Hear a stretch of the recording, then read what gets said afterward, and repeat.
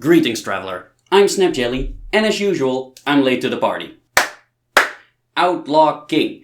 I watched it yesterday at a time where any normal person would be sleeping, and honestly, I liked it a lot. There's plenty of stuff for me to make videos about, but overall, I really enjoyed it. Fight review. In case you don't know me, I'm SnapJelly, I practice historical European martial arts, but I also do reenactment and stage choreography, and I review fights on YouTube. It's pretty self-explanatory. There's a fight, I review it. This fight is between Edward, Prince of Wales, and Robert the Bruce from Outlaw King. Three things before we go into this that I want to say is, one is that this fight is shot in a single shot. And producers these days, they love their single shots, don't they? Well, it does make for some mistakes that you can't retake, because you have to do the entire thing over. So you have to keep that in mind. Second thing is that they are using medieval arming swords and nothing else. They're using a single-handed medieval sword, and historically, usually these swords were always used alongside a shield or something. There aren't really any manuals for just single-handed medieval sword usage, so I can't really judge their fighting styles aside from, practicality. Which, in this sense, it makes sense for them to just have a sword, though, because having a shield, carrying a shield around on your back, it's big, it's heavy, it's cumbersome. It makes sense for them to just have a sword, because a sword is just on your belt. It's not as bothersome. Right? But, just want to say I cannot really be super critical of their fighting styles because of this. And the third thing is that along this fight, there are certain moments that you can see that the swords that they're using, or the props that they're using for swords, are incredibly light. And I will point them out as they get along in this fight. But that being said, though, let's get into this fight review. Let's start. What would you say to a duel right now? Like old times? I break my oath already. The order was to come unarmed, Your Highness. Quiet. Let's say £5 to whomever wins leverage. Let's make it 10. I heard you developed a taste for wagering. Piers, fetch him a sword. So first off, I want to say that you wouldn't really spar with sharp swords. Yeah, they call it a duel, but they're not actually trying to kill each other. They're more or less playing around, having fun. So it's more like a friendly sparring match. And later, they do make comments about being drunk. So yeah, it's not all too smart to spar with sharp swords. But anyway, carry on. It's unfortunate you had some sentimental notion of fighting for the people. It's understandable. For a sword to get smacked out of your hand like that, yeah, your grip would have to be extremely loose. It's technically not impossible, but it is very unlikely. Unless you just really aren't paying attention. Not a good start, Bruce. Watch yourself, brother. Endearing, even. These three attacks are arguably a bit out of range, but Robert is moving back with every parry, so I don't really have a problem with it. Look at this extreme wiggle of the sword as they bind. I have something to say about that. That sword wiggle, did you see that? That wiggle of the sword is a clear indication that the swords that they're using are incredibly light. Because when two swords bind, when they hit each other, this happens. Clang. Right? It's very possible that, especially with dull swords, that they will slide off. Like sharp swords, they kind of dig into each other a little bit, and that makes the bind a bit stickier. But with dull swords, it happens a bit easier that they don't stick together, and if that's the case, this happens. They just slide down.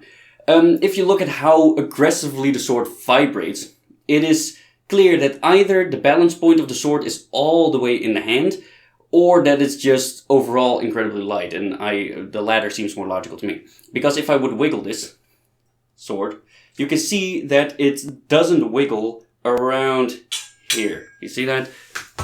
If I wiggle it this way, this is the place where it stays the stillest. That's the pivot point, essentially, because that's the point of balance. On a sword, the point of balance is always a bit away from the guard. Movies and video games and such want you to believe that it in the guard would be perfect, but no, it's a bit above the guard.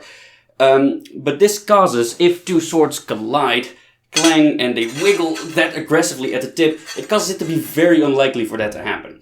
Because the pivot point is over here. If I want the tip to vibrate very fast, I'm gonna have to move it very hard. Actually, I can't, because the sword will be still here. This is where it wants to turn.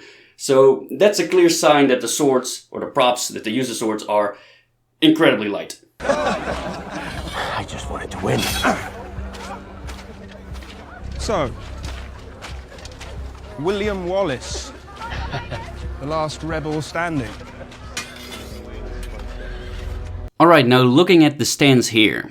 Both of them got their points out of line, meaning that they don't have their points pointed at their opponents. So it's not really a good guard from either, but Robert is in a slightly better position than Edward because he at least is covering his left side. These two attacks were terribly aimed at the sword, completely out of range, never would have hit. If Robert wouldn't have seen that coming, he would have been dead. End of the show. How much have you had to drink? Not nearly enough. Keep the head, Robert. They say he lives in Selkirk Forest. Some consider him a martyr, others a madman. What do you think? Another terrible sword wiggle. I don't really have a problem with any of these attacks, just a combination of simple, true edge cuts. Pushing swords together. I have something to say about that as well. The sword push, yes, I wanted to make a little point about that as well. In a real fight, that really doesn't happen an awful lot. Because basically, again, if two swords collide, clang, you might push, but really, there's a pivot point right where the bind of the sword is. So if two swords bind, they collide, and you start pushing each other, one thing that you could do is just chop. Just go around it and still, hit your opponent.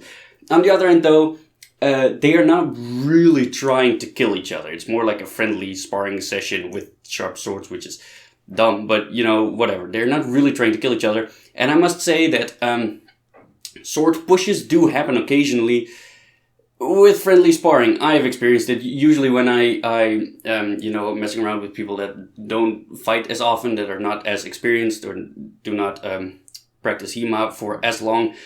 And I'm just toying around with them a little bit. It does happen occasionally that the swords collide and we just start pushing a little bit.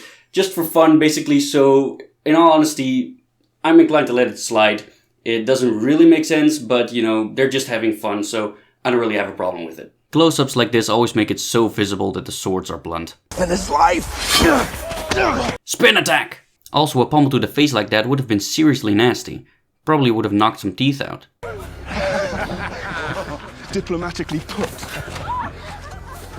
All right. Fortunately, you Scottish nobles don't share that passion, or we'd have to kill you all. This swing was missed to begin with, and so was this strike. Way too high.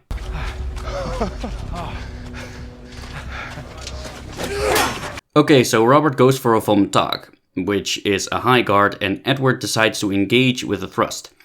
That's suicide. They might not actually be trying to kill each other, but if your opponent has a guard that threatens you with a cut from above, then you want to engage in a way that protects you from cuts from above. This way you're just exposing your head. Robert already raised his defenses before Edward started his attack.